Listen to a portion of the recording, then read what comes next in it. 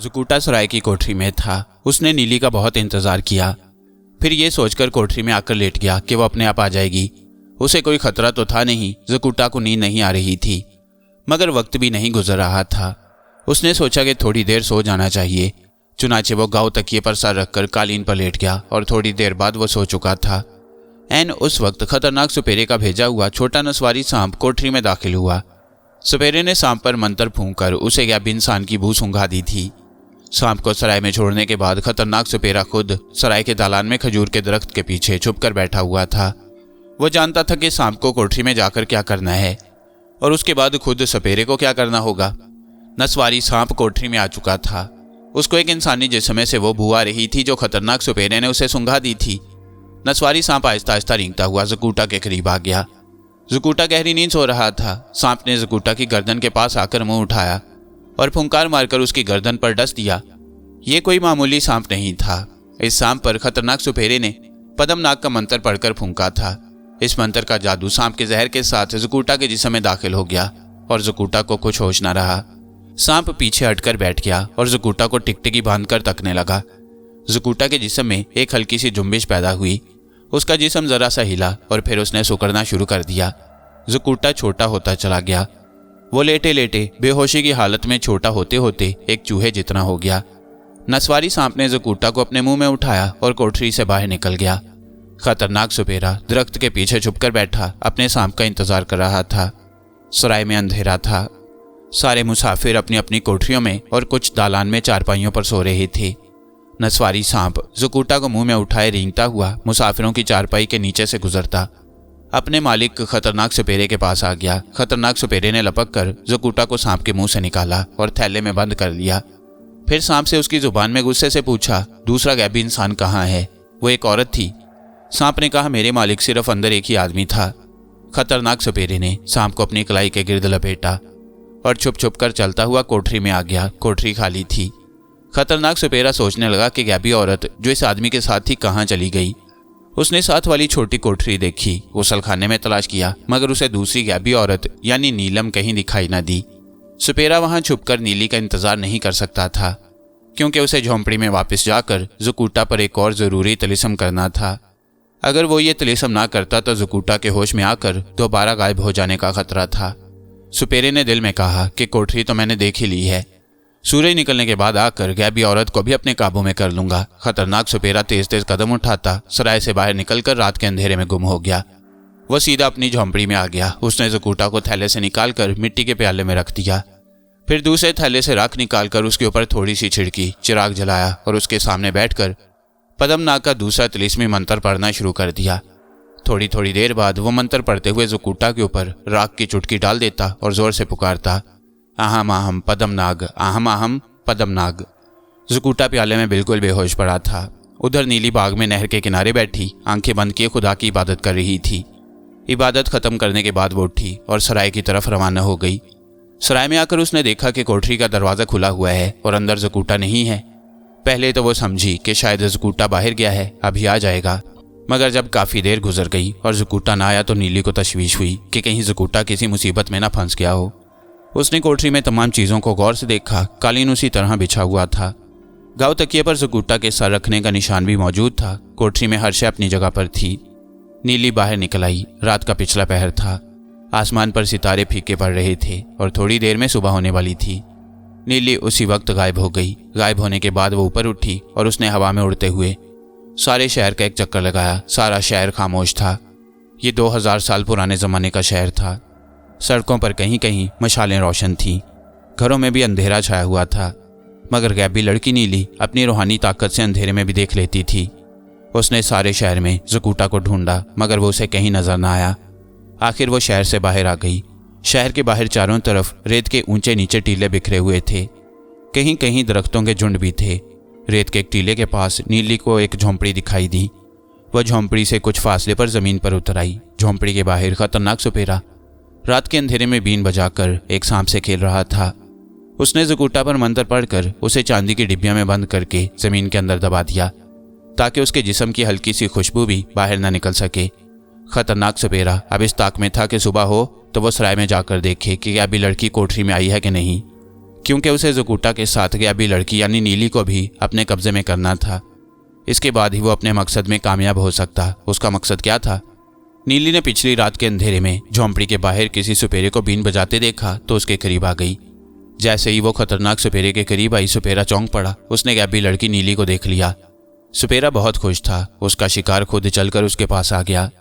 नीली बहुत आराम से खतरनाक सुपेरे के करीब एक तरफ होकर खड़ी उसे बीन बजाकर सांप को नचाते दिख रही थी।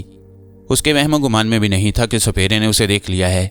सुपेरा बहुत तेजी से सोच रहा था कि वो गैबी लड़की को किस तरह काबू करे, मगर जब तक पद्मनाग का मंत्र नस्वारी सांप के जहर के साथ नीली के जिस्म में दाखिल नहीं हो जाता, वो उसे अपने कब्जे में नहीं कर सकता था। और उसके लिए ज़रूरी था कि गैबी लड़की गायब ना हो, बल्कि इंसानी शक्ल में हो, ताकि सांप उसकी गर्दन पर डस सके। सुपेरा दिल में बहुत परेशान था कि कहीं हाथ आया हुआ शिकार हाथ से ना निकल जाए। उधर नीली ने सोचा कि इस शिकारी से वो क्या पूछे कि ज़ुकुटा को तो उसने नहीं देखा। उसे क्या मालूम कि ज़ुकुटा कौन है। फिर भी नीली को ख्याल आया कि हो सकता है ये कोई अता पता बता सके। वो जल्दी से पीछे रेत के टीले की ओट में चली गई। सुपेरे ने भी गैबी लड़की को टीले के पीछे जाते देख लिया। वो उठकर टीले की तरफ जाने ही वाला था कि अचानक टीले के पीछे से वही गैबी लड़की इंसानी शक्ल में आती दिखाई दी। खतरनाक सुपेरा बहुत खुश हुआ और वहीं बैठा रहा। नीली उसके पास आ गई। उसने सुपेरे से पूछा, भाई तुमने इधर से मेरे भाई को तो गुजरते नहीं देखा। नीली ने सुपेरे को ज़ुकुटा का हुलिया बताया। सुपेरा सोच रहा था कि किसी तरह उठकर झोंपड़ी में जाए, नस्वारी सांप को पटारी में से निकाल कर लाए और उससे गैबी लड़की की गर्दन पर डसवाए। मगर यह आसान काम नहीं था।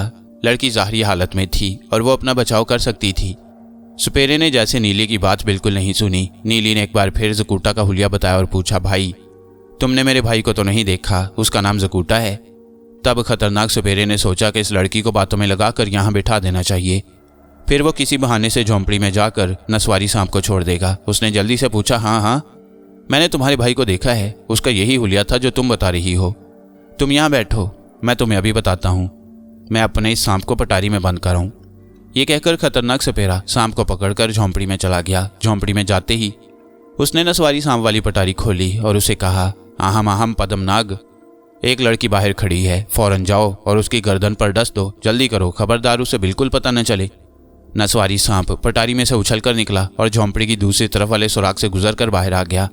खतरनाक सुपेरा भी झोंपड़ी के दरवाजे से निकलकर नीली के पास आया और बोला, बेटी यहाँ बैठ जाओ, मैं अभी तुम्हें बताता हूँ। मैंने तुम्हारे भाई को उस तरफ से आते हुए देखा था। वो मेरे पास आया था और उसने मुझसे पीने के लिए पानी मांगा था। उसे बहुत सख्त प्यास लग रही थी। नीली को ख्याल हुआ कि यह शख्स झूठ बोल रहा है, क्योंकि ज़ुकुटा को कभी प्यास नहीं लगती। मगर वह चुपचाप सुपेरे की बात सुनती रही कि देखूं ये आगे क्या कहता है। सुपेरे का ध्यान सांप की तरफ भी था। वो कभी कभी आंखें घुमाकर दूसरी तरफ देख लेता, जिधर से नस्वारी सांप रेत पर रेंगता हुआ नीली की तरफ बढ़ा चला रहा था। नीली ने महसूस किया कि सुपेरा आंखें घुमाकर दूसरी तरफ देख रहा है। जब नीली ने उस तरफ निगाह डाली तो एक नस्वारी सांप को देखा जो रेत पर तेजी से रेंगता हुआ उसकी तरफ बढ़ रहा था। नीली ने फौरन अपना सांस खींचा और गायब हो गई। सुपेरे ने नीली को गायब होते देखा तो एकदम उठा और झोंपड़ी की तरफ दौड़ा। झोंपड़ी में जाते ही उसने जमीन के अंदर से जल्दी से वो चांदी की डिबिया निकाली जिसमें ज़ुकुटा बंद था। फिर सांस खींचकर पद्मनाग का एक मंत्र पढ़ा और फुंकार मारकर छोटे से सांप में तब्दील हो गया। ये सब कुछ उसने इतनी जल्दी किया कि जब नीली सुपेरे के पीछे झोंपड़ी में दाखिल हुई तो झोंपड़ी खाली थी। नीली समझ गई कि ये कोई जादूगर था और ज़रूर इसी ने ज़ुकुटा को नस्वारी सांप की मदद से अपने कब्जे में किया होगा।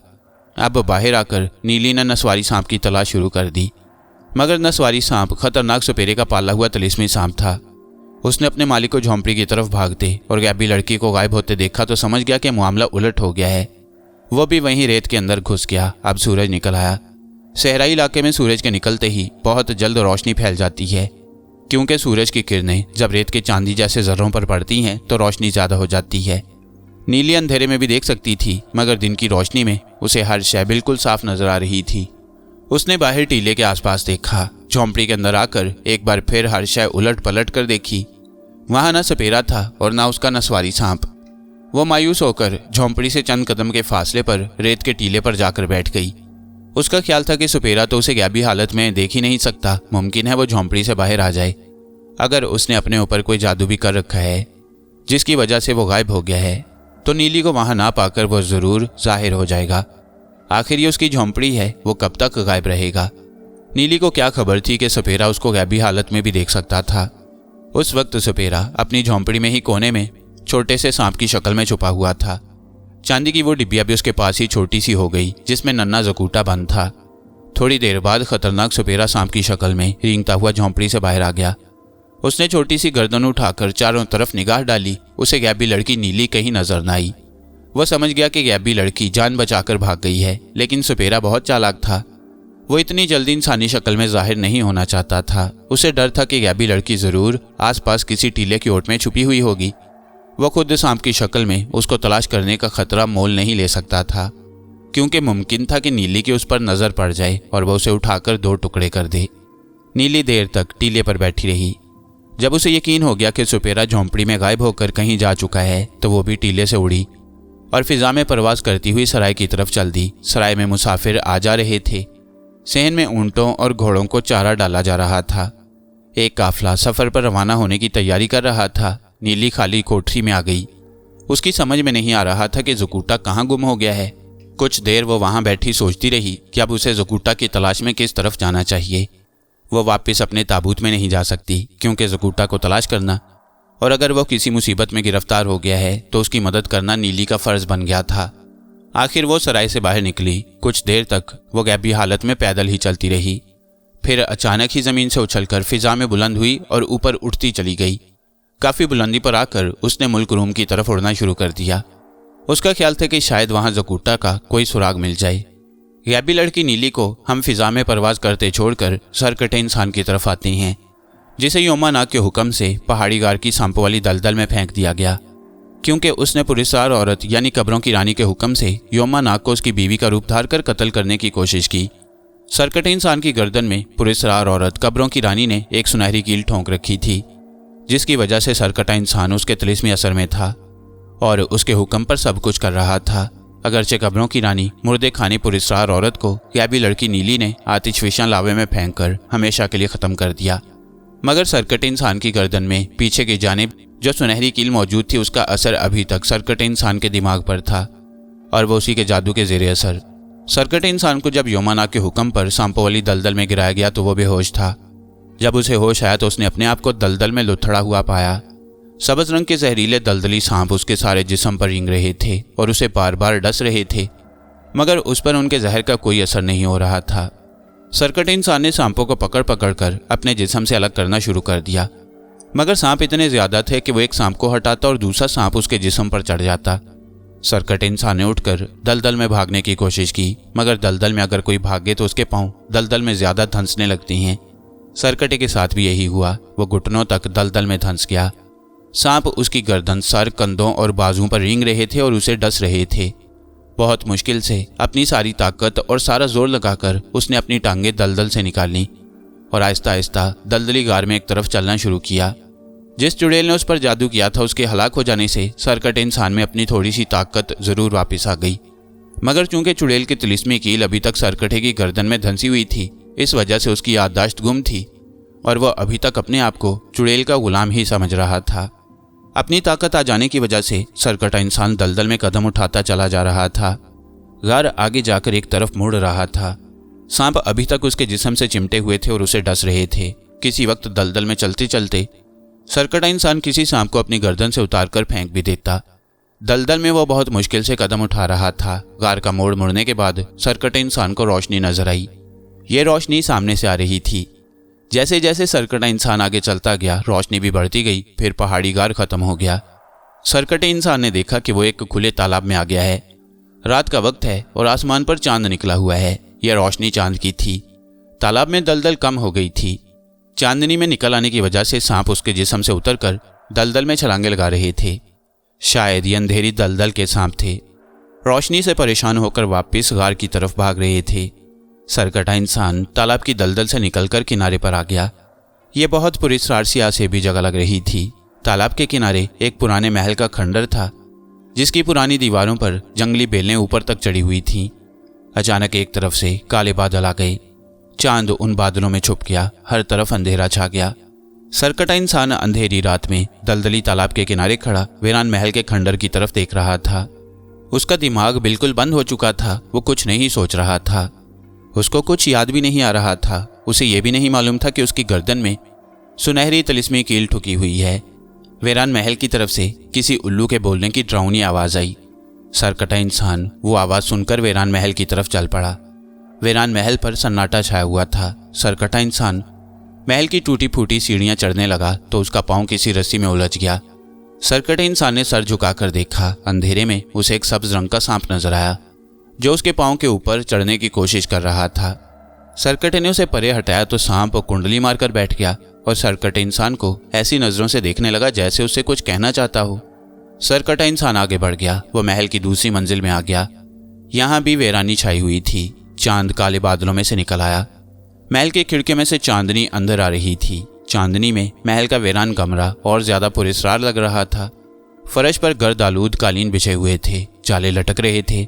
संगमरमर की एक बड़ी मेज पर चांदी का गुलदान रखा हुआ था जिसमें रखे हुए फूल सूखकर नस्वारी हो चुके थे। सरकटे को सांप की हल्की सी फुंकार की आवाज आई। उसने मुड़कर देखा। सांप उसके पीछे कुंडली मारे उसकी तरफ देख रहा था। सरकटा सांप को गौर से देखने लगा। सब्ज सांप ने अपना छोटा सा फन खोल रखा था। सांप आहिस्ता आहिस्ता सरकटे की तरफ बढ़ने लगा। सरकटे इंसान ने उसे पांव से परे हटाना चाहा तो सांप उछलकर सरकटे की कलाई के साथ लिपट गया और उसको प्यार करने लगा। उसने एक बार भी सरकटे को डसने की कोशिश नहीं की। सरकटे ने सांप को नीचे नहीं झटका, उसे अपनी कलाई के साथ ही रहने दिया। वो वीरान महल के कमरे में फिर रहा था। वहां सिवाय वीरानी और वहशत के कुछ नहीं था। उसे उल्लू की आवाज फिर सुनाई दी। उल्लू की आवाज पर सब्ज सांप ने भी खौफ के मारे अपना फन सुकेड़ लिया और सहम कर सरकटे की कलाई से चिमट गया। उल्लू की आवाज महल के कोने की तरफ से आई थी। सरकटा उस तरफ चला कि मालूम करे वहां क्या है। महल की दूसरी मंजिल के कोने में एक कोठरी थी जिस पर बहुत भारी ताला लगा हुआ था। सरकटे इंसान की अकल काम नहीं कर रही थी। उस पर कब्रों की चुड़ैल के तिलिस्म का असर था। तिलिस्मी कील उसकी गर्दन में खुबी हुई थी। वह वहीं बंद दरवाजे के पास बैठ गया। सब सांप उसके जिस्म पर रेंगता हुआ उसकी गर्दन पर आ गया। सरकटे इंसान ने उसे कुछ न कहा। यह इंसान उसे अपना दोस्त लग रहा था। सब्ज सांप ने गर्दन पर आते ही बालों के पीछे अपना मुंह डाला और वहां गर्दन में कब्रों की चुड़ैल की जो सुनहरी कील ठोंक रखी थी उसको दांतों से पकड़कर एक झटके से बाहर निकाल दिया। सुनहरी कील के निकलते ही सरकटे इंसान को जैसे होश आ गया। उसको सब कुछ याद आ गया। उसे नस्तूर जकूटा और मॉडल टाउन लाहौर वाले रिजवान का भी ख्याल आ गया। सब्ज सांप मुंह में सुनहरी कील ये सरकटे इंसान के सामने आकर बैठ गया। सरकटे ने तिलिस्मी कील सांप के मुंह से निकालकर उसे गौर से देखा, फिर अपनी गर्दन पर हाथ फेरा। वो समझ गया कि सारा असर इस तिलिस्मी कील का था जो कब्रों की चुड़ैल ने उसकी गर्दन में ठोंक रखी थी। तब सरकटे इंसान ने सब सांप को हाथ में पकड़कर उठाया और कहा, तुम्हारा शुक्रिया दोस्त, तुमने मुझे कब्रों की चुड़ैल के तिलिस्म से आज़ाद कर दिया। उस वक्त सब सांप ने बहुत मध्यम आवाज में कहा, मेरे दोस्त, मैं तुम्हें देखते ही समझ गया था कि तुम्हारे अंदर नेकी की ज़बरदस्त ताकत है, मगर ये ताकत किसी जादूगरनी ने तुम्हारी गर्दन में तिलिस्मी कील ठोंक कर अपने कब्जे में कर रखी है। खुदा का शुक्र है कि मैं तिलिस्मी कील तुम्हारी गर्दन से निकालने में कामयाब हो गया और तुम पर से जादू का असर ज़ायल हो गया और तुम्हारी ताकत फिर से वापस आ गई। सरकटे इंसान ने मुस्कुराकर सब्ज सांप के सर पर प्यार किया और कहा, मेरे भाई, तुम सांप होकर इंसानों की आवाज़ में कैसे बोल लेते हो? तुम कौन हो और तुमने मेरी क्यों मदद की? सब्ज सांप ने धीमी इंसानी आवाज़ में कहा, भाई, मेरा नाम शक्ति सांप है। मैं नागों के सबसे अजीम देवता पद्मनाग का गुलाम हूँ। सरकटे ने पूछा, तुम इस वीरान महल में कैसे आ गए? शक्ति सांप ने कहा, मेरे दोस्त, इस वक्त हमारा नाग देवता पद्मनाग सख्त मुसीबत में है। मैं चाहता हूँ कि तुम हमारी मदद करो और हमारे नाग देवता को मुसीबत से निजात दिलाओ। सरकटे ने कहा, पद्मनाग की मैं कैसे मदद कर सकता हूँ? तुम बात खुलकर बयान करो। तब शक्ति सांप कहने लगा, दोस्त, इस वीरान आसेबी महल में एक खौफनाक जादूगरनी रहती है। उसने पद्मनाग की ताकत छीन कर उसे कैद कर रखा है।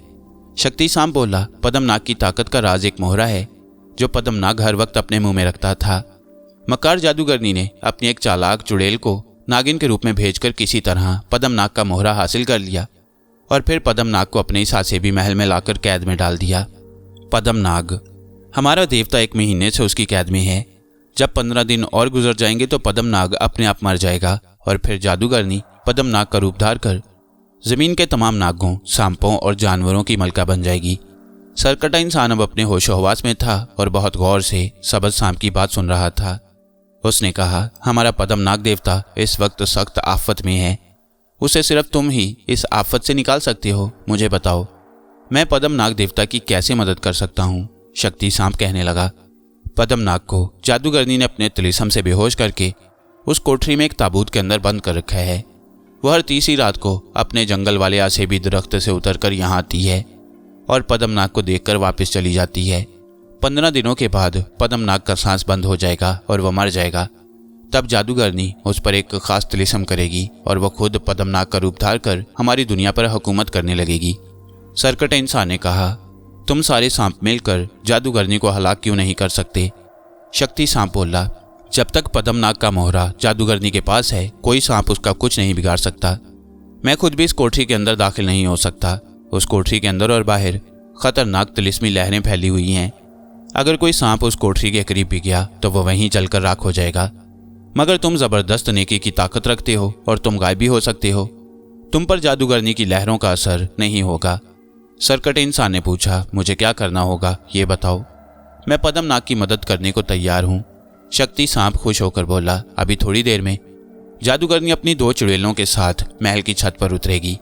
वहां से वो इस कोठरी में आकर पद्मनाग के ताबूत को खोलकर उसे देखेगी। जब उसकी तसल्ली हो जाएगी कि पद्मनाग ताबूत में मौजूद है तो वो चुड़ैलों के साथ ही वापस चली जाएगी। तुम्हें गायब होकर जादूगरनी के तख्त के पाए को पकड़कर उसके साथ जाना होगा और ये मालूम करना होगा कि मक्कार जादूगरनी ने पद्मनाग का तिलिस्मी मोहरा कहाँ छुपा रखा है। फिर तुम किसी तरह वो मोहरा निकाल कर यहाँ ले आना। मैं इस आसेबी महल में तुम्हारी राह देख रहा हूँगा। हम तिलिस्मी मोहरा पद्मनाग के मुंह में वापस रख देंगे तो वो होश में आ जाएगा और उसकी ताकत भी वापस आ जाएगी। सरकटा इंसान सोच में पड़ गया। फिर कहने लगा, मुसीबत ज़दा लोगों की मदद करना मेरा फ़र्ज़ है, तुम फिक्र न करो। मैं पद्मनाग का तिलिस्मी मोहरा ज़रूर लेकर आऊँगा। इतने में उल्लू की आवाज़ एक बार फिर सुनाई दी। शक्ति सांप ने कहा, दोस्त, उल्लू तीसरी बार बोला है। अब जादूगरनी अपने तख्त पर बैठी आ रही होगी। मैं यहाँ छुप जाता हूँ, तुम महल की छत पर चले जाओ। शक्ति सांप वहां से चला गया। सरकटे इंसान ने गहरा सांस लेकर छोड़ा और गायब हो गया। वो गैबी हालत में महल की सीढ़ियां चढ़कर छत पर आ गया। आसमान पर चांद को एक बार फिर काले स्याह बादलों ने छुपा लिया और चारों तरफ खौफनाक तारीकी छाई हुई थी। मगर सरकटा इंसान अपनी ताकत की वजह से अंधेरे में हर शय देख रहा था। अचानक उसे आसमान पर जबरदस्त चीखों की आवाज़ सुनाई दी। चीखों की आवाज़ में आंधी का शोर भी था, अगरचे आंधी बिल्कुल नहीं चल रही थी। सरकटा इंसान छत के एक तरफ हो गया। उसकी नजरें आसमान पर लगी हुई थीं। उसने देखा कि काले बादलों से एक तख्त निकलकर उड़ता हुआ महल की तरफ आ रहा है। उस तख्त के पाए 2 चुड़ैलों ने पकड़ रखे थे। तख्त पर लंबे बालों और काले स्याह भयानक चेहरे वाली जादूगरनी बैठी थी। उसके गले में हड्डियों की मालाएं थीं। तख्त आहिस्ता आहिस्ता छत पर उतर गया। दोनों चुड़ैलें अदब से एक तरफ खड़ी हो गईं। जादूगरनी तख्त पर ही बैठी रही। एक चुड़ैल ने कहा, जादूगरनी महारानी, नीचे तशरीफ ले चलें। जादूगरनी ने चारों तरफ गर्दन घुमाकर नाक को सुकेड़ा और करख्त आवाज में कहा, मुझे यहाँ किसी इंसान की बू आ रही है। सरकटा इंसान जल्दी से एक तरफ को हो गया, मगर जादूगरनी उसे नहीं देख सकती थी। नेकी की ताकत के आगे बुराई की ताकत हमेशा कमजोर पड़ जाती है। दूसरी चुड़ैल ने कहा, महारानी जी, किसी इंसान की जुर्रत नहीं कि इस महल में आ सके। जो इंसान आएगा जलकर राख हो जाएगा। जादूगरनी ने गर्दन हिलाकर कहा, हाँ तुम ठीक कहती हो, ये मेरा वहम होगा। चलो नीचे चलकर अपने शिकार पद्मनाग को देखती हैं। सरकटे इंसान को तसल्ली हो गई कि इन चुड़ैलों और जादूगरनी ने उसे नहीं देखा और वो देख भी नहीं सकती। जादूगरनी तख्त से उतरकर सीढ़ियों की तरफ बढ़ी जो नीचे जा रही थीं। दोनों चुड़ैलें उसके पीछे पीछे थीं। वह अंधेरे में वीरान महल की सीढ़ियां उतरकर उस कोठरी के पास आ गई जिसके अंदर पद्मनाग ताबूत में बंद था। सरकटा इंसान भी उनके पीछे पीछे था। जादूगरनी ने कोठरी पर जो ताला लगा हुआ था उस पर उंगली लगाकर हल्की सी चीख मारी। ताला खुल गया। सबसे पहले जादूगरनी अंदर दाखिल हुई। उसके पीछे दोनों चुड़ैलें अंदर चली गईं। सरकटा इंसान भी साथ ही कोठरी में दाखिल हो गया। कोठरी में एक मोमबत्ती जल रही थी। तंग कोठरी के दरमियान लकड़ी का एक पुराना ताबूत मौजूद था। जादूगरनी ने ताबूत खोला। ताबूत के अंदर पद्मनाग बेहोश लेटा हुआ था। सरकटा इंसान ने गर्दन जरा आगे करके देखा। पद्मनाग इंसानी शक्ल में था। वो एक खूबसूरत नौजवान था। उसके बाल काले और चमकदार थे। माथे पर सांप के फन का निशान बना हुआ था। जादूगरनी पद्मनाग को गौर से देखती रही, फिर एक भयानक कहका लगाया और बोली, पद्मनाग, 15 दिन के बाद इस ताबूत में तेरी लाश पड़ी होगी। तब मैं तेरी लाश के 7 टुकड़े करके दरिया में बहा दूंगी। तेरी खोपड़ी अपने पास रखूंगी। फिर तेरी सारी ताकत मेरे पास आ जाएगी और मैं सांपों की दुनिया की नाग देवी बनकर उन पर हुकूमत करूंगी। फिर जादूगरनी ने ताबूत बंद कर दिया। सरकटा इंसान ये सब कुछ एक तरफ गैबी हालत में खड़ा देख रहा था। जादूगरनी अचानक इधर उधर देखने लगी। एक चुड़ैल ने कहा, महारानी आप क्या देख रही हैं? जादूगरनी ने कहा, मुझे लग रहा है कि हमारे अलावा भी इस कोठरी में कोई मौजूद है। चुड़ैलें भी इधर उधर देखने लगी। दूसरी चुड़ैल ने कहा, जादूगरनी महारानी, यहाँ हमारे सिवा दूसरा कोई नहीं है, यहाँ कोई दाखिल नहीं हो सकता। जादूगरनी ने गर्दन हिलाई, हाँ तुम ठीक कहती हो, ये मेरा वहम होगा, चलो वापस चलती हैं। फिर जादूगरनी चुड़ैलों को लेकर महल की छत वाली सीढ़ियां चढ़ने लगी। उस वक्त अंधेरे में शक्ति सांप निकलकर सरकटे इंसान के पास आ गया और आहिस्ता से बोला, दोस्त तुम इस मक्कार जादूगरनी के साथ जाओ और पद्मनाग का तिलिस्मी मोहरा तलाश करके लाओ। मैं इसी महल में तुम्हारा इंतजार करूंगा। ठीक है, मैं जा रहा हूं। इतना कहकर सरकटा इंसान तेजी से सीढ़ियों पर उड़ता हुआ महल की छत पर पहुंच गया। उस वक्त जादूगरनी अपने तख्त पर बैठ चुकी थी। दोनों चुड़ैलों ने तख्त के पायों को पकड़ा और तख्त को ऊपर उठाकर हवा में बुलंद हो गईं। तख्त हवा में उड़ने लगा। सरकटा इंसान भी तख्त के साथ साथ उड़ने लगा। शक्ति सांप ने कहा था कि तुम तख्त के पाए को पकड़कर साथ जाना, मगर उसे मालूम नहीं था कि सरकटा इंसान गायब होकर भी हवा में उड़ सकता था।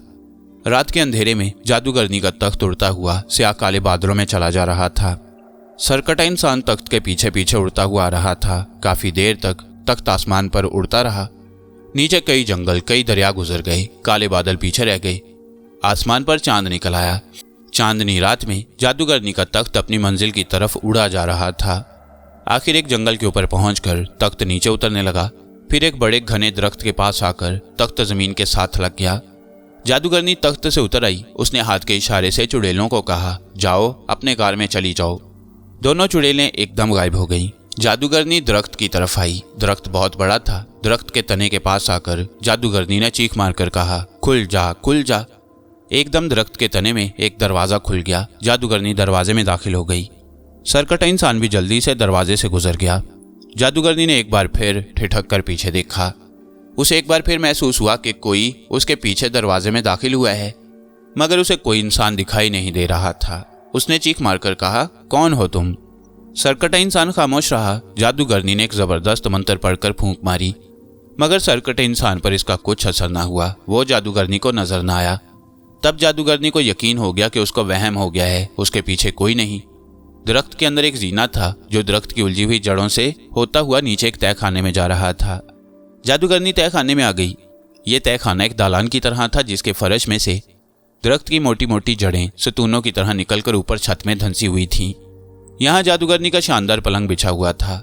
पलंग के सरहाने एक इंसानी ढांचा खड़ा था जिसकी खोपड़ी पर एक चिराग जल रहा था। दरमियान में एक छोटा सा हौज बना हुआ था जो स्याह रंग के पानी से भरा हुआ था। सरकटा इंसान कोने में चुपचाप खड़ा जादूगरनी को देख रहा था। वो ये मालूम करना चाहता था कि जादूगरनी ने पद्मनाग का तिलिस्मी मोहरा कहाँ छुपाया हुआ है। जादूगरनी काले पानी वाले हौज के पास आई। उसने पानी की तरफ देखकर एक मंत्र पढ़कर फूंका और चीख मारकर बोली, काडम्बरा काडम्बरा, बोल तू जहां भी है बोल। तालाब के पानी में हलचल पैदा हुई। पानी खोलने लगा। फिर उसके अंदर से किसी जानवर की खोपड़ी उभरी। खोपड़ी के सर पर एक काला सांप बैठा था। खोपड़ी ने कहा, काडम्बरा हाजिर है महारानी, बोल तूने मुझे कैसे याद किया? जादूगरनी ने कहा, काडम्बरा, पद्मनाग की ताकत हासिल करने में 15 दिन बाकी रह गए हैं। मुझे बता, पद्मनाग का तिलिस्मी मोहरा तुमने कहाँ रखा हुआ है? खोपड़ी की आवाज आई, पद्मनाग का तिलिस्मी मोहरा मेरे पास महफूज है, तुम फिक्र न करो, वो तुम्हारी अमानत है। जादूगरनी ने कहा, होशियार रहना, मुझे लगता है कि कोई दुश्मन मेरे पीछे लगा हुआ है। हो सकता है कि वो पद्मनाग के तिलिस्मी मोहरे की तलाश में हो और तुम्हारे पास भी आ जाए। खोपड़ी की आवाज आई, उसकी मौत उसे मेरे पास लाएगी। दुनिया का कोई इंसान, कोई मखलूक तिलिस्मी मोहरे को मुझसे छीन कर नहीं ले जा सकती। वो मैंने ऐसी जगह रखा हुआ है कि किसी को भी खबर नहीं हो सकती। जादूगरनी ने खुशी से चीख कर कहा, काडम्बरा काडम्बरा, शाबाश, जाओ अपनी दुनिया में वापस चले जाओ और तिलिस्मी मोहरे की हिफाजत करो। खोपड़ी खोलते हुए स्याह पानी में डूब गई। तालाब का पानी एक बार फिर साकिन हो गया। जादूगरनी पलंग पर लेट गई। सरकटा इंसान वहां खड़ा सोचने लगा कि तिलिस्मी मोहरा तो जादूगरनी के पास नहीं है। ये मोहरा तो काडम्बरा नाम के किसी जिन भूत के पास उसने रखवाया हुआ है। अब जादूगरनी के कार में ठहरना और तिलिस्मी मोहरा तलाश करने का सवाल ही पैदा नहीं होता। जादूगरनी सो गई थी और उसके खराटों से गार की दीवारें हिल रही थीं। सरकटा इंसान दरख्त के अंदर से बाहर आ गया। बाहर आते ही वो हवा में बुलंद हुआ और वापस वीरान महल की तरफ परवाज करने लगा।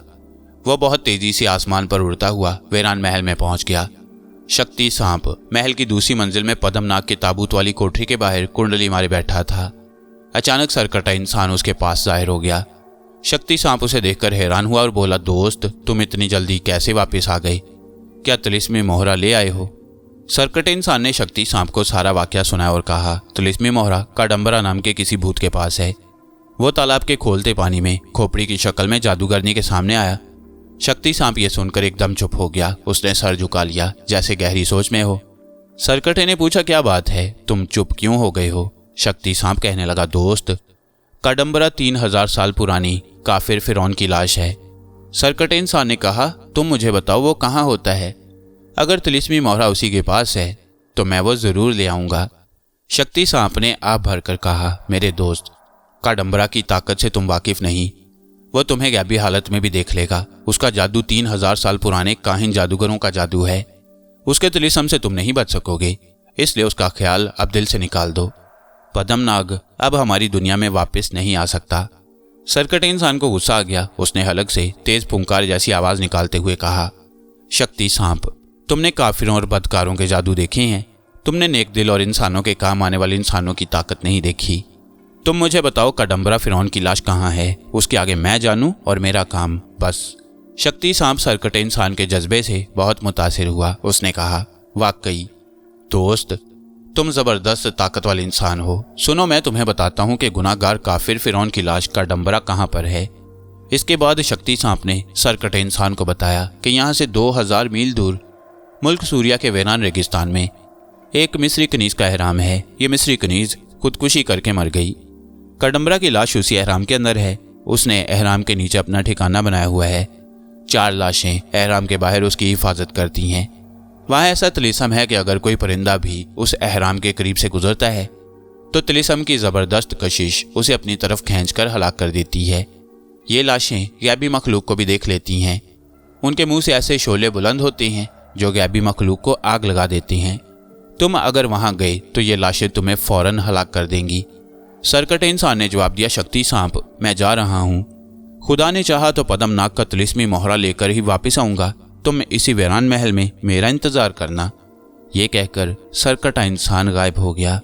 गैबी लड़की नीली सुपेरी की झोंपड़ी से नाउमीद होकर जोडिया शहर की सराय में आई, जहाँ जुगुट्टा भी गायब होने से पहले उसके साथ रहता था। वहाँ से नीली फिजा में बुलंद हुई और उसने मुल्क रूम की तरफ उड़ना शुरू कर दिया। ये उस जमाने का रूम था जब रोमन बादशाह की हुकूमत थी और रूम की हुकूमत आधी से ज्यादा दुनिया पर फैली हुई थी। रोमन लोग मुख्तलिफ देवताओं की पूजा करते और उन्होंने हर देवता का अलग अलग बुत बना रखा था। ये लोग वहम परस्त थे, जादू वगैरह भी होता। नीली रूम शहर में उतर आई। रूम शहर का नाम भी था और सारे मुल्क इटली का नाम भी रूम मशहूर हो गया। दरियाए टाबड़ रूम शहर के दरमियान में बहता। उसके दोनों जानिब रोमन अमीरों के बंगले थे। आगे जाकर गुलामों की बस्ती। ये गुलाम मुल्क अफ्रीका से अगवा करके लाए जाते और रोमन जमींदारों के खेतों में दिन रात काम करते और गरीबाना जिंदगी बसर करते। उस इलाके में एक सराय भी था।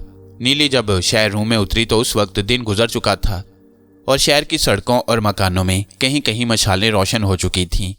नीली ने सोचा कि किसी सराय में उतरकर मालूम करना चाहिए कि यहाँ सांपों का तमाशा दिखाने वाले सुपेरे कहाँ रहते हैं। चुनाचे नीली गैबी हालत से इंसानी शक्ल में आकर सराय में आ गई। सराय में उसने एक कोठरी किराए पर ले ली। उसके पास सोने के कुछ सिक्के मौजूद थे। ये वही सिक्के थे जो जुगुट्टा ने अपने जादू के जोर से निकाले। नीली ने कुछ सिक्के संभाल कर अपने पास रख लिए। कुछ देर बाद जब रात गहरी हो गई तो गैबी लड़की नीली जुगुट्टा का खोज लगाने सराय से निकल खड़ी हुई। वो गैबी हालत में सराय से निकली थी और उड़ने की बजाय जमीन से 4 फुट बुलंद होकर हवा में तैरती हुई जा रही थी। वो दरिया पार करके दूसरे किनारों पर हबशी गुलामों की आबादी में आ गई। यहाँ उसने एक मकान के बाहर सांप की शक्ल बनी हुई देखी। नीली ने सोचा कि हो सकता है यहाँ खतरनाक सुपेरे का कुछ सुराग मिल जाए। नीली ने मकान के करीब होकर गहरी सांस ली और वो इंसानी शक्ल में आ गई। उसने दरवाजे पर दस्तक दी। एक हबशी लड़की ने आकर कहा, क्या बात है, जाओ, दिन के वक्त आना। इस वक्त मालिकन नहीं मिलती। नीली ने सोने के सिक्के दिखाते हुए कहा, मालिकन से कहो मुझे ज़रूरी मिलना है, मैं सोने के सिक्के दूंगी। सोने के सिक्के देखकर हबशी लड़की खुश होकर बोली, आ जाओ, अंदर आ जाओ। हबशी लड़की नीली को एक छोटे से कमरे में ले आई जिसकी दीवारों पर अजीबोगरीब शक्लें बनी हुई थीं। दरमियान में एक गोल मेज थी जिस पर सफ़ेद शीशे का ग्लोब रखा था। हबशी लड़की ने कहा, तुम यहाँ बैठो, मैं मालिकन को बुलाती हूँ।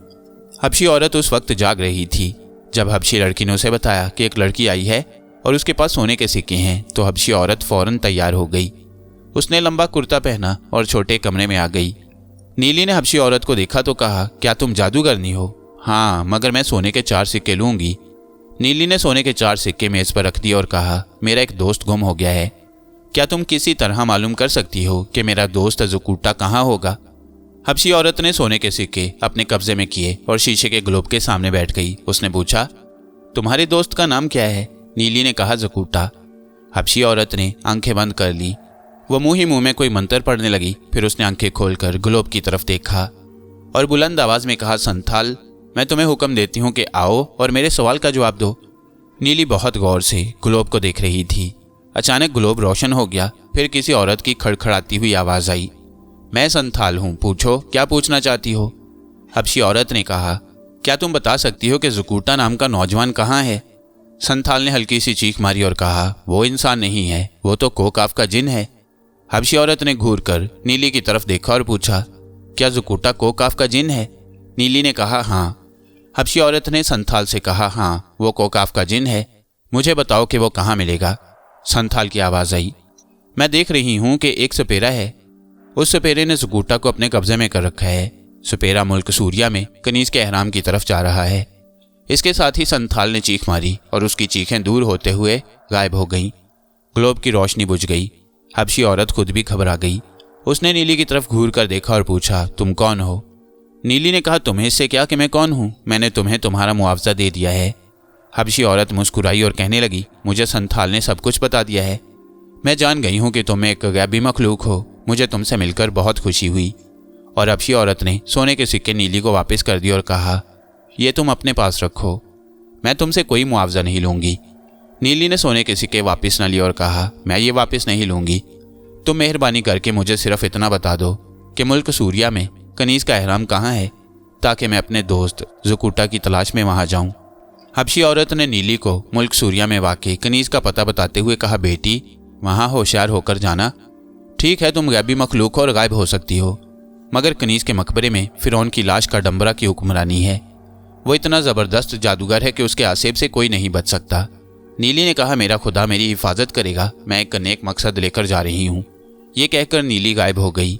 वहाँ से फिजा में बुलंद होकर उसने मुल्क सूरिया की तरफ परवाज शुरू कर दी।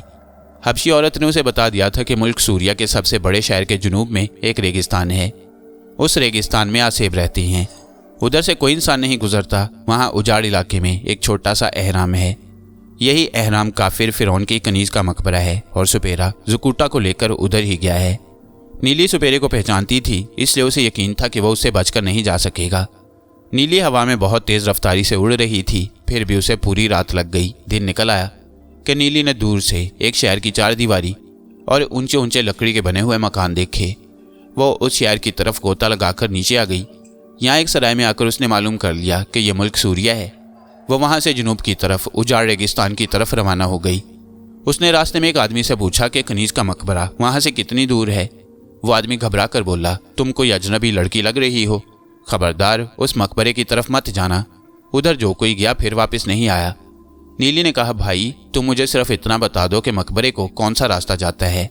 उस आदमी ने बाएं जानिब पथरीले टीलों की तरफ इशारा किया और बोला, इन टीलों के पीछे जाओगी तो सामने कनीज का अहराम नजर आ जाएगा। मैं तुम्हें फिर खबरदार करता हूँ कि जान अजीज है तो उधर मत जाओ। नीली ने मुस्कुरा कर कहा, तुम्हारा शुक्रिया भाई, और नीली फौरन गायब हो गई। वो आदमी हक्का बक्का होकर इधर उधर देखने लगा कि नीली कहाँ चली गई। फिर वो डर गया और शहर की तरफ भाग उठा। सरकटा इंसान भी पदमनाक के तिलिस्मी मोहरे की तलाश में इसी कनीज के अहराम या मकबरे की तरफ आ रहा था, जिसके अंदर काफिर फ़िरौन का डम्बरा की लाश की हुक्मरानी थी। मगर सरकटा इंसान अभी बहुत पीछे था। नीली पहले वहां पहुंच गई। नीली को यह बात हबशी औरत ने नहीं बताई कि कनीज के मकबरे के इर्द गिर्द का डम्बरा लाश की तिलिस्मी शुआएं फैली हुई हैं, जिनमें ज़बरदस्त मकनातीसी कशिश है। नीली हवा में उड़ती हुई जैसे ही पथरीले टीलों की दूसरी तरफ आई, उसे दूर से एक छोटा अहराम नजर आया, जिसकी हालत बहुत शिकस्ता थी और जिसके इर्द गिर्द खुश्क झाड़ियाँ ही झाड़ियाँ थीं। नीली जैसे ही अहराम के तिलिस्मी हल्के के करीब पहुंची, उसे ज़बरदस्त धक्का लगा। और वो आगे ही आगे घिसटती चली गई। वो फौरन समझ गई कि वो तिलिस्मी शुआओं की कशिश के दायरे में फंस गई है। नीली ने जोर से पुकारा, ऐ खुदा मेरी मदद फरमा। इसके साथ ही नीली में जबरदस्त ताकत पैदा हो गई। उसने अपना चेहरा आसमान की तरफ उठाया और पूरा जोर लगाकर ऊपर उछली। वो गोता लगाकर तीर की तरह आसमान की तरफ बुलंद होती चली गई और यूं एहराम की तिलिस्मी कशिश के दायरे से निकल गई। बुलंदी पर जाकर नीली ने खुदा का शुक्र अदा किया और तेजी से दूसरी तरफ गोता लगाकर कुछ फासले पर जमीन पर उतर गई। वह गौर से कनीज के एहराम को देखने लगी।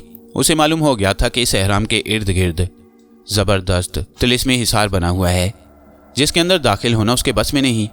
उसे कोई ऐसी तरकीब सोचनी थी कि जिस पर अमल करके वो कनीज के एहराम में दाखिल होकर ज़कूटा का खोज लगा सके। नीली वहां से वापस शहर की तरफ परवाज कर गई। वो किसी जगह आराम से बैठकर सोचना चाहती थी कि तिलिस्मी एहराम में कैसे दाखिल हो। ये सारा इलाका वीरान था, पथरीले टीले फैले हुए थे। नीली ने एहराम से दूर रहकर उसके चारों तरफ एक चक्कर लगाया। थोड़े फासले पर कीकर का एक दरख्त जमीन पर झुका हुआ था। नीली उस दरख्त के करीब से गोता लगाकर गुजरी तो उसे आवाज आई, ऐ गैबी लड़की मेरी मदद कर। नीली वहीं रुक गई। उसने पलटकर कीकर के दरख्त की तरफ देखा। उसे दरख्त की शाखों में लटकती हुई एक इंसानी खोपड़ी नजर आई। नीली दरख्त के नीचे उतर आई। आवाज खोपड़ी में से आ रही थी, ऐ गैबी लड़की मेरी मदद कर। नीली ने पूछा, तुम कौन हो? खोपड़ी ने कहा, यह मैं तुम्हें नहीं बता सकता। नीली ने पूछा, मैं तुम्हारी क्या मदद कर सकती हूँ? खोपड़ी ने कहा, मुझे दरख्त से उतार कर मेरी कब्र में पहुंचा दो। मेरी कब्र टीले के पीछे है। नीली ने खोपड़ी को दरख्त की शाख से उतारा और टीले के पीछे आ गई। वहां एक कब्र थी जो खुली हुई थी। उसने झुककर देखा। कब्र में इंसानी हड्डियों का ढांचा पड़ा हुआ था जिसकी खोपड़ी गायब थी। खोपड़ी बोली, ये मेरा ढांचा है, मुझे कब्र में मेरे ढांचे के पास रख दो। नीली कब्र में उतर गई। उसने खोपड़ी को इंसानी ढांचे की गर्दन के साथ लगा दिया। खोपड़ी के मुंह से एक इत्मीनान की सांस निकली और उसने कहा, गैबी लड़की तूने मेरे साथ बहुत अच्छा सलूक किया। मैं तुझे एहसान का बदला देना चाहता हूँ। बोल तू क्या चाहती है? नीली ने कहा, मुझे कोई ऐसी तरकीब बताओ कि मैं कनीज के मकबरे वाले एहराम में दाखिल हो सकूं। वहां तिलिस्मी शुआएं फैली हुई हैं। खोपड़ी के मुंह से हल्की सी चीख निकली। उसकी आवाज आई, गैबी लड़की तूने मुझसे ऐसी चीज मांगी है जो मेरे बस में नहीं। कनीज के एहराम में बहुत जबरदस्त ताकत वाला जादूगर शैतान रहता है। उसी के तिलिस्म से मेरी खोपड़ी कब्र से निकलकर दरख्त के साथ लटकी हुई थी। नीली ने कहा, कोई बात नहीं, मैं खुद ही अंदर जाने का रास्ता तलाश कर लूंगी। खोपड़ी की आवाज आई, ठहरो, तुमने मुझ पर बहुत बड़ा एहसान किया है, मैं तुम्हारी कुछ न कुछ मदद जरूर करूंगा। इसके साथ ही कब्र में लेटे हुए इंसानी ढांचे का एक हाथ अपने आप ऊपर उठकर नीली के चेहरे के करीब आ गया। खोपड़ी की आवाज आई, गैबी लड़की अपनी जगह बैठी रहना। नीली कब्र के अंदर जहां बैठी थी वहीं बैठी रही। हड्डियों वाला इंसानी हाथ नीली के जिस्म के गिर्द फिरने लगा। 3 बार हाथ का ढांचा नीली के जिस्म के गिर्द घुमा। इसके बाद खोपड़ी ने कहा, अब तुझ पर एहराम के तिलिस्म का असर नहीं होगा और बड़े से बड़ा जादूगर भी तुझे गैबी हालत में नहीं देख सकेगा। मैं तेरे लिए इतना ही कर सकता हूँ। नीली ने खोपड़ी का शुक्रिया अदा किया। खोपड़ी ने कहा, कब्र के बाहर पत्थर की सिल पड़ी है, उसे मेरी कब्र के ऊपर डालकर कब्र को बंद कर देना। नीली कब्र से बाहर आ गई। बाहर आते उसने पत्थर की सिल को खिसका कर कब्र के ऊपर करके कब्र को बंद कर दिया। इस काम से फारिग होकर वो कनीज के एहराम की तरफ बढ़ी। अगरचे खोपड़ी ने उसे यकीन दिलाया था कि उस पर एहराम के तिलिस्म का असर नहीं होगा, लेकिन नीली डर रही थी कि कहीं तिलिस्म का उस पर असर ना हो जाए।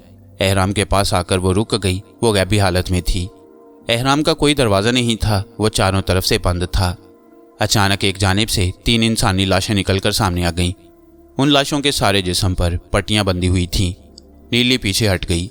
उसका ख्याल था कि लाशों ने उसे देख लिया है, मगर लाशों ने नीली को नहीं देखा। खोपड़ी ने नीली के अंदर नई ताकत दाखिल कर दी। अब उसे वाकई बड़े से बड़ा जादूगर भी गैबी हालत में नहीं देख सकता था। ये वो लाशें थीं जो एहराम के बाहर चल फिर कर पहरा दे रही थीं। तीनों लाशें आहिस्ता आहिस्ता कदम उठाती नीली के करीब से गुजर गईं। तब नीली को यकीन हो गया कि लाशों ने उसे नहीं देखा। नीली बेखौफ होकर एहराम के पास चली गई। पहले उसे तिलिस्मी शुआओं ने अपनी तरफ खींच लिया था, मगर अब ऐसा न हुआ। उस पर तिलिस्मी मकनातीसी लहरों का कोई असर न हुआ।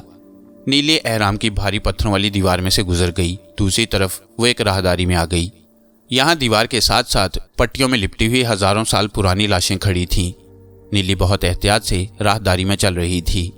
वहाँ हल्का हल्का अंधेरा था। आगे एक दालान आ गया। यहाँ मिट्टी के बड़े बड़े मटके रखे थे, जिनके ऊपर इंसानों और जानवरों की खोपड़ियाँ रखी हुई थीं। नीली एक मटके के करीब से गुजरी तो एक इंसानी खोपड़ी ने जोर से सांस लिया।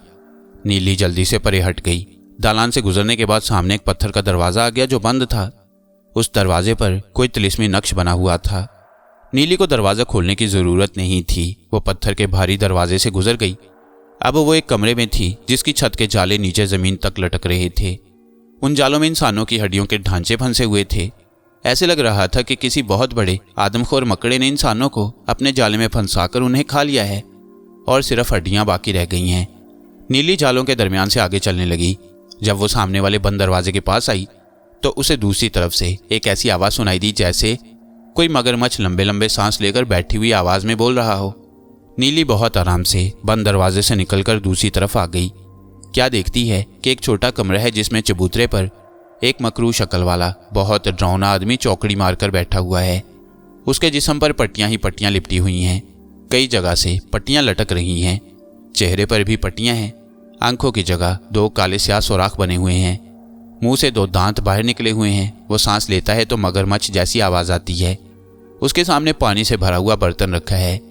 बर्तन के पास एक आदमी बैठा है। उसके हाथ में चांदी की डिबिया है। नीली ने उस बैठे हुए आदमी को फौरन पहचान लिया। ये वही खतरनाक सुपेरा था जिससे नीली ने जकूटा का पता पूछा और जो झोंपड़ी में जाकर गायब हो गया। नीली को अभी तक इल्म नहीं था कि चांदी की डिबिया में क्या है। सुपेरे ने बहुत अदब से कहा, ए अजीम जादूगरों के बादशाह का डम्बरा, मैं तेरे लिए वो तोहफा ले आया हूँ जिसकी तुझे तलाश थी।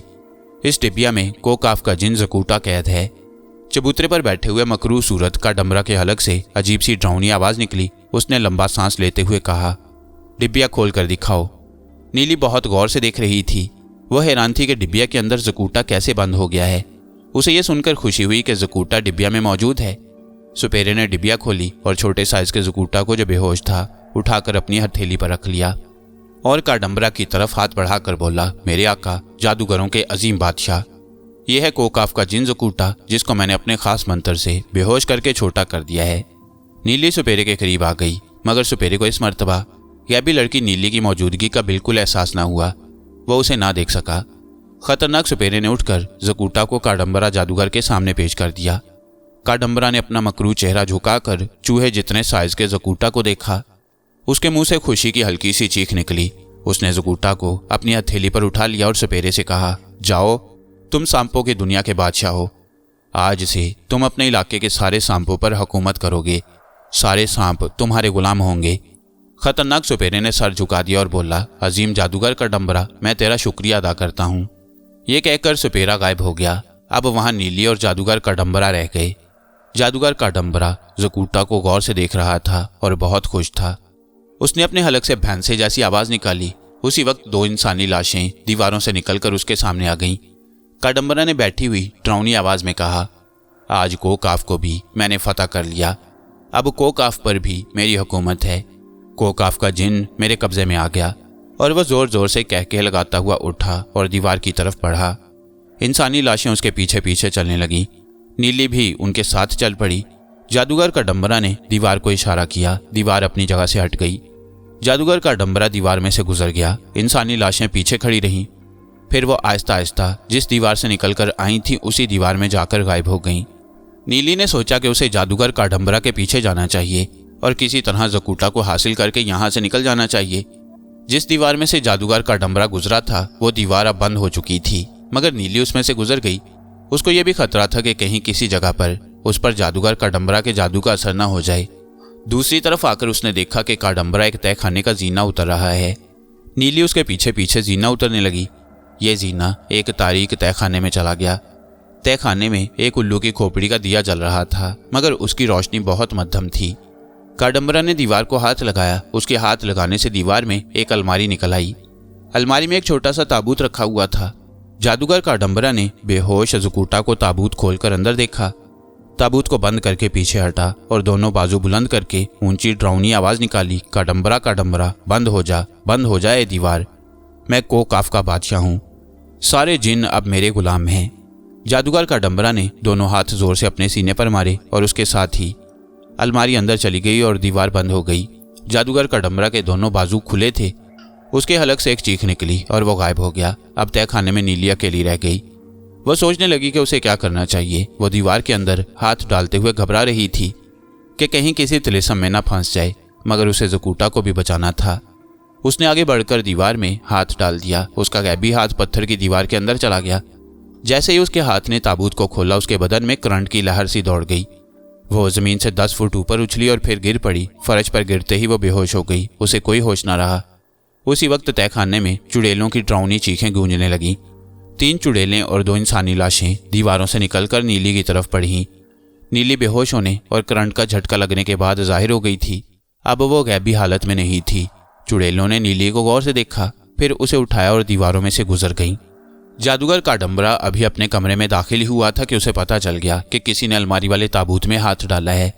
उसने एक चीख मारी और चिल्लाकर कहा, कौन है, कौन है? उसे पकड़ लो, ये दुश्मन है, ये मेरा दुश्मन है। उसकी चीख की आवाज़ पर ही 2 चुड़ैलें और इंसानी लाशें तहखाने में दाखिल हुईं। दूसरे लम्हे चुड़ैलें बेहोश नीली को लेकर जादूगर काडम्बरा के सामने आ गईं। जादूगर काडम्बरा नीली को टिकटिकी बांधकर देखने लगा। उसके हलक से अजीबोगरीब किस्म की जानवरों जैसी आवाज़ निकल रही थी। फिर उसने गुस्से में अपना हाथ ऊंचा किया और चीख कर हुक्म दिया, ये दुश्मन है, इसे जिंदा ले जाकर मौत के ताबूत में बंद कर दो। ले जाओ चुड़ैलो, ले जाओ। दोनों चुड़ैलें नीली पर झुकी, उसे उठाया और डरावनी आवाज़ें निकालती नीली को दूसरे तहखाने में ले गई। उस तहखाने में मौत का ताबूत खुला हुआ था। चुड़ैलों ने नीली को ताबूत में डालकर ताबूत का भारी पत्थर का ढक्कन बंद कर दिया और चीखें मारती हुई वहां से चली गईं। इस दौरान में सरकटा इंसान पद्मनाग के तिलिस्मी मोहरे की तलाश में कनीज के एहराम के बाहर पहुंच चुका था। वो एहराम की दीवार के पास आकर रुक गया। उसे तिलिस्मी लहरों का कोई झटका न लगा। सरकटा इंसान गैबी हालत में था। शक्ति सांप ने उसे कहा था कि इस एहराम के अंदर जादूगरों का बादशाह, खतरनाक और जबरदस्त ताकत वाला काडम्बरा जादूगर रहता है और पद्मनाग का तिलिस्मी मोहरा उसी के पास है। सरकटा इंसान भी एहराम की पथरीली दीवार में से गुजर गया। अब उसे जादूगर काडम्बरा की तलाश थी। वह नीम तारीख राहदारियों से गुजरता हुआ एक दालान में आया तो उसने 2 चुड़ैलों को देखा जो दीवार के साथ लगी हुई एक इंसानी लाश के पास खड़ी उससे बातें कर रही थी। सरकटा इंसान भी गैबी हालत में उनके पास आकर खड़ा हो गया, ये देखने के लिए कि वो क्या बातें कर रही हैं। सरकटा इंसान ने काडम्बरा जादूगर को कभी नहीं देखा था। वो उसके बारे में भी मालूम करना चाहता था कि वो एहराम के अंदर कहाँ होगा। दीवार के साथ लगी हुई इंसानी लाश चुड़ैल से कह रही थी, अजीम जादूगर काडम्बरा से कहो कि हमें दीवार के साथ खड़े खड़े 2000 साल गुजर गई हैं। अब हमें आज़ाद कर दे और हमें वापस हमारे कब्रिस्तान भेज दे। चुड़ैल ने कहा, इस वक्त अजीम जादूगर काडम्बरा साथ वाले कमरे में आराम कर रहा है। जब वो बाहर आएगा तो हम उससे बात करेंगे। इंसानी लाश एक ठंडी आह भरकर खामोश हो गई। सरकटे इंसान को ये मालूम हो गया था कि जादूगर काडम्बरा दूसरे कमरे में आराम कर रहा है। वो दीवार से गुजरकर दूसरे कमरे में आ गया। जो ही वो अंदर दाखिल हुआ, एक बिजली सी चमकी और काडम्बरा जादूगर जो अपने तख्त पर खड़ा था दोनों बाजू खोलकर सरकटे इंसान पर झपटा। काडम्बरा ने सरकटे इंसान को गैबी हालत में देख लिया। सरकटा इंसान इस जबरदस्त जादूगर के जादू का मुकाबला नहीं कर सकता था। वो पीछे झुका, मगर काडम्बरा ने उसकी गर्दन अपने बाजू में दबोच ली और उसे झटके दे रहा था और चीख रहा था। सरकटे इंसान ने घबराकर ऊपर उछलना चाहा, मगर उसकी ताकत जवाब दे गई। वो जादूगर काडम्बरा के बाजू में बेजान होकर लटक गया। जादूगर काडम्बरा ने एक भयानक चीख मारी। उसी वक्त 2 इंसानी लाशें दीवार से निकलकर आ गईं। काडम्बरा ने सरकटे इंसान को जमीन पर फेंक दिया। सरकटा इंसान जाहिर होकर बेहोश हो चुका था। काडम्बरा ने चीख कर कहा, दुश्मन, मेरा दुश्मन, इसको ताबूत में जिंदा बंद कर दो। इंसानी लाशों ने बेहोश सरकटे इंसान को बाजुओं और टांगों से पकड़कर उठाया और जिस तहखाने के ताबूत में नीली को बंद किया था उसके साथ वाले तहखाने में ले जाकर पत्थर के ताबूत में बंद कर दिया। रात गुजर गई, दूसरा दिन और दूसरी रात भी गुजर गई। एहराम के अंदर दिन को भी रात रहती। नीली और सरकटा इंसान अलग अलग तहखानों में पत्थर के ताबूतों में बंद पड़े थे। ज़कूटा उसी एहराम में सबसे निचले तहखाने की दीवार की अलमारी में छोटे ताबूत में बंद था। जादूगर काडम्बरा ने अपने तहखाने में चुड़ैलों और गुनाहगार इंसानी लाशों को बुलाया और हुक्म दिया, दुश्मन ने मेरे घर का रास्ता देख लिया है। वो मेरी तिलिस्मी लहरों में से गुजरकर अंदर आ रही हैं। आज से मैंने अपने सबसे खतरनाक तिलिस्म की लहरों को एहराम के चारों तरफ छोड़ दिया है। जो कोई अंदर आएगा या जो कोई यहाँ से बाहर जाएगा उसका जिस्म पिघलकर पानी बन जाएगा। इसके साथ ही जादूगर काडम्बरा ने ऐलान किया, कल जब आधी रात गुजर जाएगी तो मैं अपने दोनों दुश्मनों को तुम सबके सामने आग में जलाकर खा जाऊंगा। सब ये मंजर देखने के लिए तैयार हो जाएं। चुड़ैलें और इंसानी लाशें सर झुकाए वापस चली गईं। उस वक्त शाम का वक्त था। जब रात गहरी हो गई तो नीली को पत्थर के ताबूत के अंदर होश आ गया। उसने देखा कि वो एक तारीक अंधेरी कब्र के अंदर बंद है। उसने हाथों से टटोला तो उसको मालूम हुआ कि उसे पत्थर के ताबूत में बंद कर दिया गया है।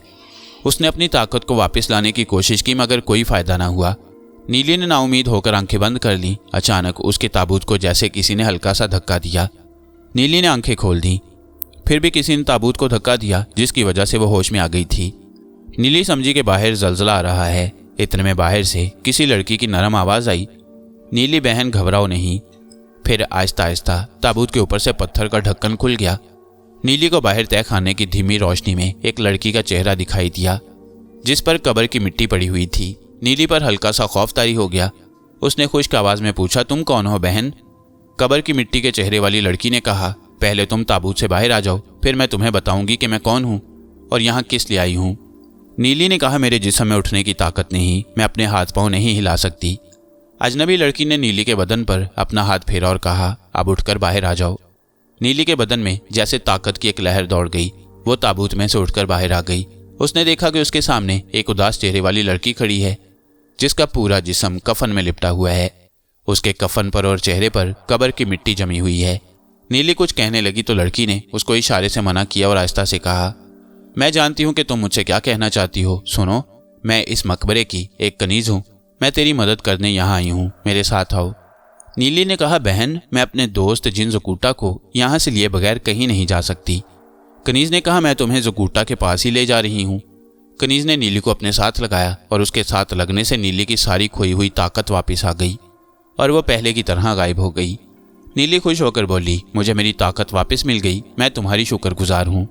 कनीज ने कहा, खुदा की मर्जी से तुम्हें तुम्हारी ताकत वापस मिली है, क्योंकि तुम इंसानों की भलाई के लिए काम कर रही हो, मगर मैं तुम्हें देख रही हूँ। मेरे साथ निचले तहखाने में आओ। ज़कूटा जिन निचले तहखाने में कैद है। कनीज नीली को हराम के सबसे निचले तहखाने में ले आई। उस तहखाने में उल्लू की खोपड़ी का चिराग जल रहा था। नीली एक तरफ खड़ी हो गई। कनीज सामने वाली दीवार के पास गई। उसने दीवार को हाथ लगाया तो दीवार उस जगह से शक होकर खुल गई। अंदर एक अलमारी निकल आई। अलमारी में छोटा ताबूत रखा हुआ था। कनीज ने ताबूत का मुंह खोलकर अंदर से छोटे ज़कूटा को उठाया और नीली की तरफ बढ़ाते हुए कहा, ये है तुम्हारा दोस्त ज़कूटा जिन, जिसकी ताकत इससे छीन ली गई है और जो छोटा बनाकर यहाँ कैद कर दिया गया। नीली ने ज़कूटा को अपनी मुट्ठी में ले लिया और कहा, बहन, ये बड़ा कैसे होगा? कनीज ने जवाब दिया, जब तुम इस मनहूस एहराम से बाहर निकलोगी तो ज़कूटा की ताकत भी वापस आ जाएगी और वो बड़ा भी हो जाएगा, मगर इसके लिए तुम्हें सूरज निकलने का इंतजार करना पड़ेगा। नीली कहने लगी, तुम्हारा शुक्रिया बहन, अब हमें इस एहराम से बाहर निकालो। कनीज ने नीली का गैबी हाथ अपने हाथ में ले लिया और सांस अंदर खींचा। वो भी गायब हो गई। दूसरे लम्हे दोनों एहराम से बाहर एक टीले के पास खड़ी थीं। आसमान पर तारे निकले हुए थे। चारों तरफ गहरी तारीकी छाई थी। कनीज ने कहा, तुम्हें मालूम नहीं, मैं इसलिए भी तुम्हारी मदद को आई हूँ कि कल रात जादूगर का डमरा तुम्हें मौत के घाट उतारने वाला था। अब तुम यहाँ से जितनी दूर निकल सकती हो ज़कूटा जिन को लेकर निकल जाओ। जब सूरज निकलेगा तो ज़कूटा को ज़मीन पर रख देना, ये अपने आप बड़ा हो जाएगा और इसकी ताकत भी वापस आ जाएगी। खुदा हाफिज मेरी बहन। नीली ने कनीज का शुक्रिया अदा किया और वहां से ज़कूटा को हाथ में लेकर हवा में परवास कर गई। कनीज भी गायब होकर वापस अपने एहराम में चली गई। कनीज को सरकटे इंसान की खबर नहीं थी। उसे ये मालूम नहीं हो सका था कि नीली और ज़कूटा का एक साथी सरकटा इंसान भी इसी एहराम के तहखाने में ताबूत में बंद है और काडमरा जादूगर उसे भी दूसरी रात को हलाक करने वाला है। इसकी वजह यह थी कि सरकटा इंसान किसी इंसान की मदद के लिए वहां नहीं आया था, बल्कि वो सांपों के बादशाह और देवता पद्मनाग का तिलिस्मी मोहरा लेने आया था और उसका ताल्लुक इंसानी दुनिया से नहीं था, बल्कि जादूगरों और सांपों की दुनिया से था। नीली ने ज़कूटा को अपनी मुट्ठी में बंद कर रखा था और तारों भरे आसमान में उड़ रही थी। थोड़ी देर बाद आसमान पर सुबह की रोशनी फैलने लगी। नीली नीचे एक खूबसूरत नखलिस्तान में उतर गई। यहाँ खजूरों का एक बाग था और पानी भी बह रहा था। नीली ने ज़कूटा को चश्मे के किनारे एक जगह घास पर लिटा दिया। ज़कूटा बेहोश था और उसका कद भी छोटे चूहे के बराबर हो गया। नीली अब सूरज निकलने का इंतजार करने लगी। थोड़ी देर बाद मशरिक से सूरज ने अपना रोशन चेहरा निकाला। उसकी सुनहरी किरणें ज़कूटा पर पड़ी तो ज़कूटा को होश आ गया। वो उठकर बैठ गया। पहले उसने अपने आप को देखा, फिर नीली को देखा और घबराई हुई आवाज़ में पूछा, नीली बहन, मैं इतना छोटा कैसे हो गया? हम कहाँ हैं? नस्तूर भाई कहाँ हैं? नीली ने ज़कूटा को सारी कहानी सुनाई और कहा, ज़कूटा भाई, इसी तरह यहाँ खड़े रहो। जब सूरज की किरणें तुम्हारे जिस्म पर पड़ेंगी तो तुम्हारी ताकत वापस आ जाएगी। ज़कूटा बार बार अपने छोटे छोटे हाथ पांव देखता और हैरान होकर कहता, या अल्लाह मेरी मदद फरमा। इतने में सूरज आसमान पर पूरा निकल आया। सूरज की किरणें ज़कूटा के सारे जिस्म पर पड़ने लगी। ज़कूटा ने कहा, नीली, मुझे अपने अंदर ताकत महसूस हो रही है। इसके साथ ही ज़कूटा ने नारा लगाया, ज़ैबिनॉव, और वो एकदम बड़ा हो गया। नीली ने ज़कूटा को मुबारकबाद दी और कहा, ज़कूटा भाई, हमें खुदा का शुक्र अदा करना चाहिए जिसने हमें काडम्बरा जादूगर की कैद से आज़ाद किया। ज़कूटा ने दोनों हाथ उठाकर खुदा का शुक्र अदा किया और बोला, नीली बहन, नस्तूर भाई कहाँ हैं? नीली ने कहा, मुझे कुछ मालूम नहीं। तुम जब सराय में मुझसे जुदा हुए थे और ख़तरनाक सुपेरा तुम्हें छोटा करके ले गया, मैं उसी वक्त से तुम्हारी तलाश में मारी मारी फिर रही हूँ। अब तुम ठीक हो गए हो तो हम दोनों नस्तूर भाई की तलाश में निकलते हैं। ज़कूटा ने सीने पर हाथ रखकर कहा, मुझे यकीन है कि हम नस्तूर भाई को ज़रूर तलाश कर लेंगे। जिस तरह खुदा ने यहाँ हमारी मदद की है, इंशाल्लाह वो आगे भी इसी तरह हमारी मदद करेगा। नीली ने कहा, हाँ ज़कूटा, खुदा उन लोगों की मदद करता है जो अपनी मदद आप करते हैं, जो मायूस नहीं होते, जो हमेशा कोशिश करते रहते हैं। चलो हम मुल्क फारस की तरफ चलते हैं, हो सकता है नस्तूर वहाँ हो। और ज़कूटा ज़ैबिनॉव का नारा लगाकर गायब हो गया। अब नीली और ज़कूटा दोनों गायब थे, मगर दोनों एक दूसरे को देख रहे थे। दोनों ज़मीन से उछलकर फिजा में बुलंद हुए और मुल्क फारस की तरफ आसमान में परवास करने लगे। दोस्तों, इस वक्त नस्तूर जंबाली चुड़ैल से बिछड़कर उस खतरनाक काले बिच्छू की तलाश में काले जंगल में पहुंच गया था, जिसमें शैतान काले जादूगर की जान थी और जिसे एक मर्तबान में बंद करके काले जादूगर ने काली चट्टान के मकनातीसी गार में छुपाया हुआ था। नस्तूर उस काले बिच्छू की गर्दन मरोड़कर शैतान काले जादूगर का हमेशा हमेशा के लिए खात्मा करना चाहता था, ताकि दुनिया उसकी बुराइयों से पाक हो जाए। मगर थोड़ी देर के लिए हम नस्तूर को काले जंगल में छोड़कर अपने दोस्त सरकटे इंसान की तरफ आते हैं, जिसको कनीज की लाश ने भुला दिया और जो अभी तक एहराम के तहखाने में पत्थर के ताबूत में बेहोश पड़ा है। काडम्बरा जादूगर को कानो कान खबर न हो सकी कि ज़कूटा और नीली दोनों एहराम से निकलकर फरार हो चुकी हैं। वो दूसरी रात दोनों को आग में भूनकर खाने की तैयारियां कर रहा था। उसको सरकटे इंसान को भी कत्ल करना था। सरकटा इंसान ताबूत के अंदर अंधेरे में बेहोश पड़ा था कि अचानक उसके ऊपर एक सांप कहीं से निकल कर आया और गुजर गया। सांप छोटा सा था। सांप ताबूत के अंदर सरकटे इंसान के सीने पर कुंडली मारकर बैठ गया। सांप के गुजर जाने से सरकटे इंसान के जिस्म में गर्म लहरें दौड़ गईं। सरकटे इंसान ने आंखें खोल दी। उसने देखा कि वो एक ताबूत में बंद है और उसकी छाती पर एक सांप बैठा हुआ है। सांप ने फुंकार मारी और अपनी जुबान में कहा, मैं पदमनाग का गुलाम हूँ। चूंकि तुम बहुत बहादुरी से काम लेकर काडम्बरा जादूगर के एहराम के अंदर आ गए हो और उसके तरीसा में गिरफ्तार हो गए हो, इसलिए अब तुम्हारी मदद करना मेरा फर्ज है। सरकटे इंसान ने पूछा, तुम मेरी क्या मदद कर सकते हो? पहले मुझे किसी तरह से इस ताबूत से बाहर निकालो। मेरी ताकत भी मेरे पास नहीं रही। सांप ने कहा, मैं इसीलिए तुम्हारे पास आया हूँ। सांप ने ताबूत की छत की तरफ मुंह उठाकर फुंकार मारी। ताबूत का ढक्कन खुल गया। सांप ने सरकटे इंसान से कहा, तुम्हारे अंदर तुम्हारी ताकत वापस आ चुकी है। अब तुम चाहो तो गायब हो सकते हो, लेकिन याद रखो अभी तुम इतने ताकतवर नहीं हो कि काडम्बरा जैसे खतरनाक जादूगर का मुकाबला कर सको। तुम्हें अक्लमंदी से काम लेना होगा। सरकटे इंसान ने पूछा, क्या तुम बता सकते हो कि काडम्बरा जादूगर ने पद्मनाग का तिलिस्मी मोहरा कहाँ छुपाया हुआ है? सांप बोला, पद्मनाग देवता का तिलिस्मी मोहरा काडम्बरा जादूगर हमेशा अपने गले में लटकाए रखता है। फिर मैं उसे किस तरह हासिल कर सकता हूँ? सांप ने कहा, एक बात गौर से सुनो, हर जादूगर और जिन भूत की ताकत किसी न किसी चीज में होती है। इसी तरह काडम्बरा जादूगर की ताकत भी उसकी खोपड़ी के ऊपर वाले हिस्से में है। सांप ने ताबूत के नीचे से एक कील निकालकर सरकटे इंसान को दी और कहा, अगर तुम किसी तरह ये कील काडम्बरा जादूगर की खोपड़ी में ठोंकने में कामयाब हो गए तो उसकी सारी ताकत खत्म हो जाएगी। फिर पद्मनाग का तिलिस्मी मोहरा तुम आसानी से उसके गले से उतार कर अपने कब्जे में कर सकते हो। इसके सिवा दूसरी कोई तरकीब नहीं है, मगर इसमें तुम्हें बहुत होशियारी और अक्लमंदी से काम लेना होगा। तुमसे जरा सी भी गलती हो गई तो याद रखो, काडम्बरा जादूगर उसी वक्त तुम्हें मक्खी की तरह मसलकर खत्म कर देगा। सरकटे इंसान ने कील अपने हाथ में पकड़ ली। सांप बोला, इस वक्त काडम्बरा अपने तख्त पर गहरी नींद सोया हुआ है। यही मौका है, इस मौके से फायदा उठाओ। अगर तुम कामयाब ना हुए तो तुम जिंदा नहीं बच सकोगे। सरकटे इंसान ने एक पत्थर दूसरे हाथ में पकड़ लिया और उसी वक्त गायब हो गया। उसने सांप से सवाल किया, कहीं काडम्बरा जादूगर मुझे गैबी हालत में देख तो नहीं लेगा? पहले उसने मुझे देख लिया था। सांप ने कहा, मैंने अपना एक खास तिलिस्म तुम्हारे जिस्म में दाखिल कर दिया है। इस तिलिस्म का असर 24 घंटे तक रहेगा। इस दौरान में काडम्बरा जादूगर का बाप भी तुम्हें नहीं देख सकता। जाओ, एक कोठरी छोड़कर दूसरी कोठरी में जाओ। मैं इसी जगह तुम्हारा इंतजार कर रहा हूँ। सरकटे इंसान के एक हाथ में लंबी कील थी, दूसरे हाथ में पत्थर। वो गैबी हालत में तहखाने के बंद दरवाजे से गुजरकर दूसरी तरफ आ गया। दूसरी जानिब एक कोठरी थी जो खाली थी। वहां 2 लाशें दीवार के साथ लटक रही थीं। सरकटा इंसान उस कोठरी की दीवार में से भी गुजर गया। दूसरी कोठरी का दरवाजा बंद था। वह बहुत एहतियात से दबे पांव चलता दीवार के पास आया। उसने दीवार के अंदर मुंह डालकर देखा। खतरनाक जादूगर काडम्बरा एक पत्थर के तख्त पर बिल्कुल सीधा सो रहा था। उसके खराटों की आवाज ऐसे आ रही थी जैसे जंगल में आंधी चल रही हो। सरकटे इंसान ने खुदा को याद किया और दीवार से गुजर गया। वो जादूगर काडम्बरा के सरहाने की तरफ आहिस्ता आहिस्ता चलकर आया। एक बार तो उसे भी खौफ के मारे पसीना आ गया, मगर उसने हिम्मत न हारी। उसने कील की नोक जादूगर काडम्बरा की खोपड़ी के साथ लगाई और पत्थर वाला हाथ ऊपर उठाकर जोर से पत्थर कील के ऊपर मारा। एक धमाके की आवाज पैदा हुई। कोठरी में बिजलियां चमकने लगीं, बादल गरजने लगे, जोर की आंधी चलने लगी और फिर चारों तरफ घुप अंधेरा छा गया।